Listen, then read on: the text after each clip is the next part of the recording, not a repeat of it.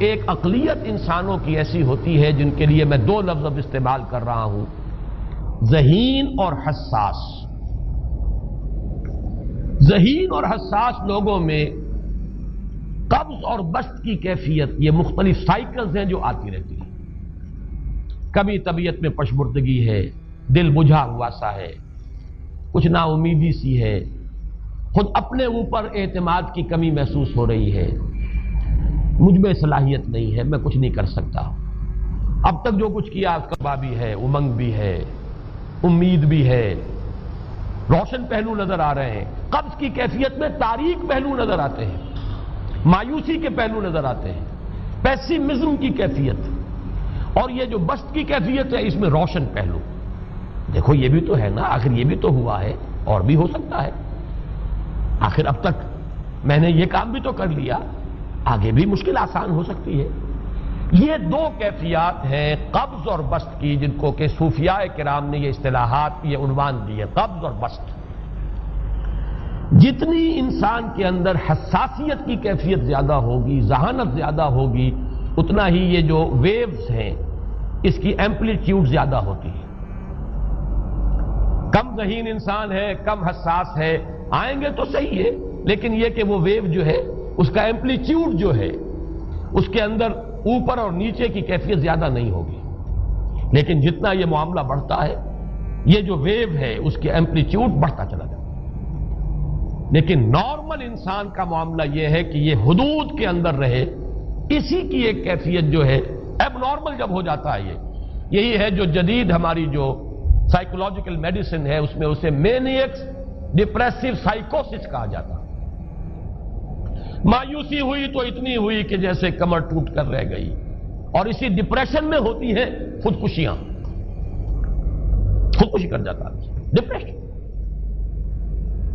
کچھ روشن پہلو نظر ہی نہیں آ رہا، کوئی امید کا پہلو نظر ہی نہیں آ رہا، کوئی صورت نظر نہیں آتی، کوئی امید بر نہیں آتی، کس طرف جاؤں، کدھر دیکھوں، کسے آواز دوں، اے ہجوم نامرادی دل بہت گھبرائے ہیں۔ اور جب آدمی محسوس کرتا I can't face these realities، یہ commits suicide۔ یہ اور جب کیفیت ہوتی ہے انشراح کی تو آدمی خوب بھاگ رہا ہے، دوڑ رہا ہے، امنگ ہے، محنت ہے، دوڑ رہا ہے، امیدیں ہیں، اب ہر چیز کا روشن پہلو نظر آ رہا ہے۔ عجیب ہے یہ۔ اصل میں مجھے کچھ تجربہ بھی ہوا ہے، ہمارے خاندان میں بھی یہ مرض موجود رہا۔ میرے والد مرحوم کافی طویل عرصے اس مینیک ڈپریسو سائیکوسس کے مریض رہے۔ کچھ ہوتا ہے یہ معاملہ، ویسے بھی شاید ہمارا خاندان جو ہے اس کیٹیگری میں آتا ہے جس میں ذہانت نسبتاً کچھ زیادہ ہے، حساسیت بھی نسبتاً کچھ زیادہ ہے۔ یہ دوسری بات ہے کہ کوئی شخص جو ہے یہ فلسفے کے طور پر اختیار کر لے کہ اپنے آپ کو ڈھیٹ بنا لینا ہے، یہ فلسفہ بھی بن سکتا ہے، لیکن یہ ہے کہ اگر آدمی چھوڑ دے اپنی طبیعت کو تو یہ دونوں کیفیات آتی ہیں۔ انہی کیفیات میں اگر یہ جو اپورڈ اینڈ ڈاؤنورڈ موومنٹ ہے یہ ایک حد سے نکل جائے تو یہ بیماری ہے مینیک سائیکوسس، مینیک ڈپریسو سائیکوسس۔ اس میں جب آدمی ہوتا ہے وہ اپر کیفیت میں تو اس کے اندر بڑی عظیمت ہے، روشنی ہے، امید ہے، لوگوں سے گفتگو کر رہا ہے، ہنس بول رہا ہے، خوب جو ہے محفل کے اندر، اب وہ محفل میں اسے دلچسپی محسوس ہو رہی ہے اور اسے ہر چیز کا روشن پہلو نظر آ رہا ہے، خود اپنے وجود کا بھی روشن پہلو، دوسروں کے وجود کا بھی، دوسروں کی بات میں سے بھی وہ اچھا پہلو تلاش کریں گے، وہ برا پہلو تلاش نہیں کریں گے۔ جب دوسری کیفیت ہے ڈپریشن کی، ہر ایک کی بات میں کوئی برائی نظر آئے گی، کوئی اس کی نیت کا فطور ہے، کوئی فساد ہے، کوئی یہ جو ہے بدنیتی کے ساتھ یہ بات کر رہا ہے، کوئی خیر کہیں ہے ہی نہیں، برائی ہی برائی ہے، مایوسی ہی مایوسی ہے، بدلی ہی بدلی۔ یہ ہے در حقیقت وہ کیفیت، اس کو غالب نے بہترین انداز میں تعبیر کیا ہے۔ ذہین اور حساس انسانوں میں ان کی جو ترقی ہے وہ انہی مراحل سے ہو کر گزرتی ہے، اور ہر ڈپریشن کے بعد، ڈپریشن میں اس سینس میں استعمال نہیں کر رہا یعنی بیماری کی حد تک پہنچنے والی ڈپریشن نہیں، صرف قبض کی حد تک پہنچنے والا معاملہ، ہر قبض کے بعد جب بسط آتا ہے تو آگے ترقی ہوتی ہے، جس کو آپ کہتے ہیں بائی لیپس اینڈ باؤنڈس، آدمی جو ہے چھلانگ لگاتا ہے، گویا کہ ایک درجہ جو پہلے تھا اس سے آگے درجہ انسان کا جو ہے اس سے بلند تر پوزیشن پر انسان پہنچتا ہے.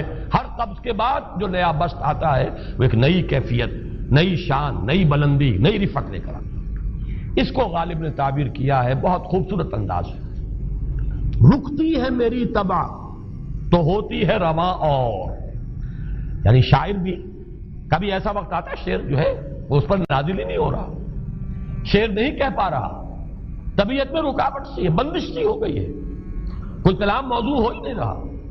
لیکن پھر جب یہ کیفیت جو ہے بدلتی ہے اور جب پھر بست کی کیفیت آتی ہے، رکتی ہے میری طبع تو ہوتی ہے رواں اور، پھر اس کے اندر ایک جولانی نئی ایک کیفیت جو ہے انشراح کی، وہ ایک بالکل نئی کیفیت نئی شان کے ساتھ. یہ ہے وہ معاملہ جو ان آیات مبارکہ کے پس منظر میں ہے. اسی لیے اب میں آپ کو اس کا حوالہ دے رہا ہوں. تفسیر مظہری میں قاضی ثناء اللہ پانی پتی رحمت اللہ علیہ نے بہت عمدہ بات فرمائی ہے کہ حالت قبض اگر کسی شخص پر طاری ہو تو اس حال میں اکسیر کا درجہ رکھتی ہے یہ سورہ مبارکہ، اس لیے کہ یہ نازل ہوئی ہے محمد الرسول اللہ صلی اللہ علیہ وسلم پر اسی حالت قبض میں. وَالضُّحَىٰ وَاللَّيْلِ إِذَا سَجَىٰ مَا وَدَّعَكَ رَبُّكَ وَمَا قَلَىٰ وَلَلْآخِرَةُ خَيْرٌ لَكَ مِنَ الْأُولَىٰ وَلَسَوْفَ يُعْطِيكَ رَبُّكَ فَتَرْضَىٰ أَلَمْ يَجِدْكَ يَتِيمًا فَآوَىٰ وَوَجَدَكَ ضَالًّا فَهَدَىٰ وَوَجَدَكَ عَائِلًا فَأَغْنَىٰ. یہ تمام آیات اب معلوم ہوگا کہ جیسے موتی پروئے ہوئے.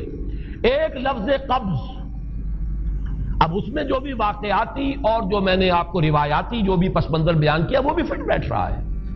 وہ خودکشی کا معاملہ بھی آ گیا، اس میں فٹ بیٹھ رہا ہے کہ بخاری شریف میں روایت موجود ہے کہ حضور فرماتے ہیں کہ میری طبیعت پر اس درجے اضطراب تھا، اتنی کیفیت جو ہے میری تشویش کی تھی کہ میرے دل میں بار بار خیال آتا تھا کہ پہاڑ پر چڑھ کر اپنے آپ کو نیچے گرا دوں.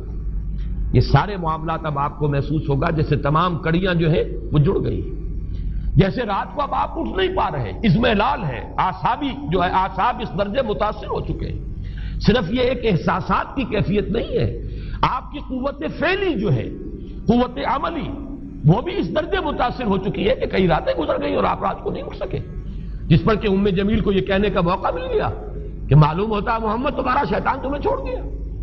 اب یہ جملہ اپنی جگہ پر اس کی کاٹ ہے یقیناً، اس سے یضیق صدرک بما یقولون، لیکن وہ کیفیت جس کی وجہ سے یہ جملہ آیا ہے اس پر نگاہ دوڑائیے، اس پر نگاہ کو مرکوز کریں گے تو معلوم ہوگا ایک لفظ قبض، یہ قبض کی ایک کیفیت تھی. اس قبضی کی کیفیت کا ایک مظہر یہ ہے کیونکہ یہ بھی تو در حقیقت قلب مبارک جو ہے محمد الرسول اللہ صلی اللہ علیہ وسلم کا، اسی پر تو وحی کا نزول ہوتا تھا. یہ بھی وہی داخلی احساسات و کیفیات کا معاملہ ہے، یہی بھی در حقیقت یہ واردات قلبیہ ہی کا سارا معاملہ ہے. اس کو آپ خارج سے تعبیر نہیں کر سکتے، نہ ابھی کوئی ایسے مصائب تھے، نہ ایسی کوئی مشکلات تھیں، نہ ابھی کوئی رد و قضا ایسی شروع ہوئی، نہ ابھی کوئی بحث و نزاع کا معاملہ ایسا ہوا، نہ کوئی ابھی کوئی فزیکل پرسیکیوشن شروع ہوئی. یہ سب داخلی ہی کیفیات ہیں اور ان داخلی کیفیات کے حوالے سے ان سورہ مبارکہ کو اگر صحیح سمجھا ہے تو صوفیہ نے سمجھا. وہ جو اقبال کا شعر ہے کہ کچھ جو سمجھا میرے شکوے کو تو رضواں سمجھا، مجھ کو جنت سے نکالا ہوا انسان سمجھا. اور کون سمجھے گا؟ وہ تو سمجھے گا کہ دکھے ہوئے وہ دل کی صدا ہے. وہ کیا ہے جو اقبال کی وہ ایک نظم ہے پرندے کی فریاد، گانا اسے سمجھ کر خوش ہونا سننے والے. یہ تو در حقیقت ایک دکھے ہوئے دل کی صدا فریاد، یہ صدا ہے.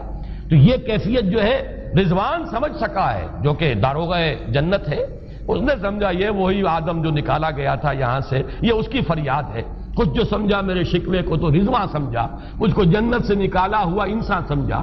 تو واقعہ یہ ہے کہ اس سورہ مبارکہ کا صحیح فہم اگر حاصل ہوا ہے، وہ امام راضی کو حاصل ہو ہی نہیں سکتا. وہ عقل اور منطق کی گتھیاں سلجھانے والے آدمی ہیں، اپنی جگہ ان کی کنٹریبیوشن بہت. یہ لغت اور ادب کا کوئی خاص مسئلہ اس میں ہے ہی نہیں کہ زمخشری اس میں کوئی جولانی دکھائیں اپنی، اس میں کوئی ایسا اشکال ہے ہی نہیں، نحوی اشکال ہی نہیں. لیکن یہ واردات قلبیہ کا معاملہ ہے، احساسات باطنی کا معاملہ ہے، یہ نفسیات انسانی کا معاملہ ہے. اور اس کو وہی سمجھ سکتے ہیں کہ جو ماہرین علم نفس ہیں، اور وہ ہیں صوفیاء کرام ہمارے ہاں، جن کا وہ ذوق ہے باطنی کیفیات و احساسات، جن کا موضوع ہے کہ یہ در حقیقت حالت